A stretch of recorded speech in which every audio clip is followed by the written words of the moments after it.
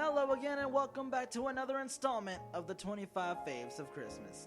I am your host Jebus Matoi, and I can't believe we're actually almost done with this shithole of a list. And of course, thank you guys for sticking around as you experience my shit taste. Anyways, this next spot is actually a tie between two movies by the same guy. One is from Studio Gainax, the other by Studio Kara. And we start with the latter. From the mind of Hideaki Anno comes the second installment of the reboot of one of the most legendary anime to ever cross mankind, Evangelion 2.0, You Cannot Advance.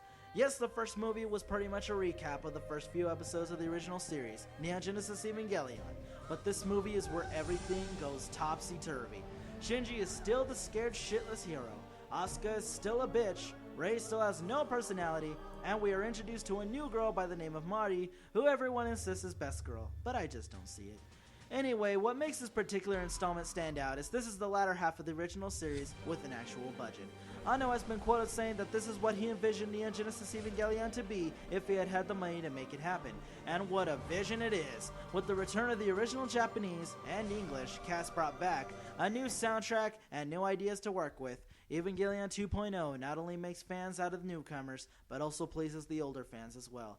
If I have to choose between the original and 2.0, I would go 2.0, just because this is the movie that made me an Evangelion fan to begin with. Even if this movie might be an alternative storyline to the original series, that does not take away the enjoyment factor and the intensity of this film. As far as how this reboot will turn out in the end, I cannot say for sure, but what I do know is Evangelion 2.0 will always remain an all-time favorite in my heart. Now comes the most fucked up alternative ending to any anime series out there, the end of Evangelion. What makes this movie so crazy is, once again, this is what Hideaki Anno envisioned the ending of Evangelion to be, if he had had the budget to make it happen.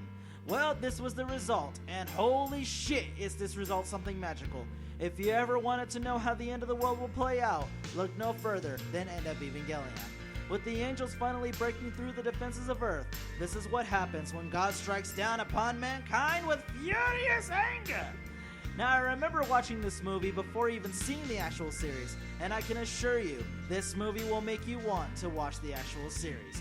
Evangelion 2.0 might have solidified my fan status for the series, but End of Evangelion gave me more than enough reason to become a fan. I would try to describe this anime the best I can, but there's just no way to accurately describe it. Sure, issues are resolved somewhat and people find their place in the miserable world, but the events that occurred during the film is just outrageous. What I can say for sure is this movie makes you think about your current mind state. What makes you wonder whether or not life is what we think it is, what we think humanity is, and what we think our purpose in life is. Okay, that's enough psychology for me. I'm out of this motherfucker. Stay tuned for number 7 tomorrow. We'll see you next time on the 25 Faves of Christmas.